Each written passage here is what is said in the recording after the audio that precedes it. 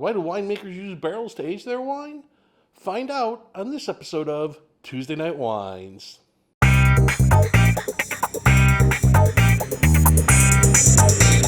Hi, welcome to Tuesday Night Wines. I'm John Leonard. I'm host of the podcast, The Honest Pour, and an award-winning wine journalist. Before we get going with this episode of Tuesday Night Wines, we're almost to 100 subscribers for the channel, and that's really great. I want to continue to grow the channel more, and you could help out. All you have to do is click the subscribe button and the like buttons below. If you do that, you'll find out right away when I post new wine content, and it'll really help me in the channel. Tonight's wine comes from a classic growing area in Spain. It's an area that grows some outstanding, age-worthy wines that are also very expensive. But if you know what you're looking for, you can also find some great deals of delicious wines that are ready to drink now. This growing area is so highly regarded, it's often called the Bordeaux of Spain. In fact, many of the vinification techniques used in Bordeaux are used here, and that includes using small oak barrels. Why do winemakers use oak barrels? Well, oak barrels add backbone to a wine. They add a little texture, a little extra flavor and depth. It's often said that a winemaker uses an oak barrel like a chef uses salt, just to enhance. Now, oak barrels are very expensive, and back in the mid-1800s, the winemakers in Spain realized that they could save money and buy American oak rather than French oak because it was so much cheaper. They ship it over to Spain and make their barrels with the American oak. American oak adds a little bit different kinds of flavors than French oak does. Now, the maker of this wine does something really interesting. Rather than using strictly American oak, they take French oak and American oak staves. They have their own cooper, and they make barrels made of both types of staves so they get influences from both the American and the French oak. Now, the region of this wine is Rioja in northern Spain. Now, in Rioja, most red wines are made from Tempranillo grapes, as is this wine. This is 92% Tempranillo. And then you have classifications of aging.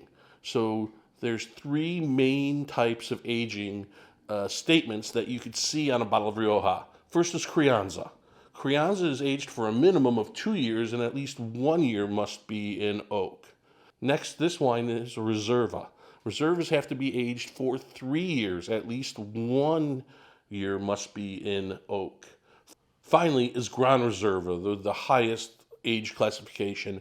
And Gran Reserva must be aged for a minimum of 5 years, and at least 2 years must be in oak. Like I said, tonight's wine, it's Tempranillo, and it's been aged for 18 months in oak and 3 years overall. So, let's give it a taste.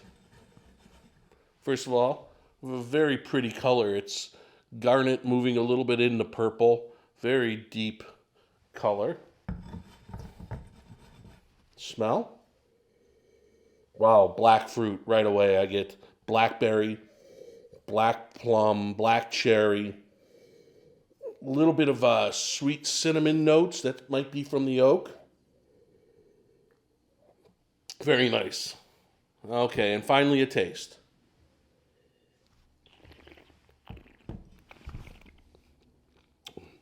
Again, black cherry, black plum, blackberry. Touch of pepper. Some of those baking spices. Very fine tannins. They're supported nicely by a beautiful acidity in this wine. This is a real food wine. The acidity, the tannins, the berry. Beautiful balance in this wine. Very sophisticated. You should definitely have this with food. And what kind of food would I pair this with? I'll tell you that in a minute. So what is the wine? The wine is 2017 Barogna Reserva. Again, aged in a mix of American and French oak barrels for 18 months and another 18 months in the bottle before release. This wine, I would pair this with charcuterie Iberico ham. I mean, come on. Anything off the grill or roasted meats.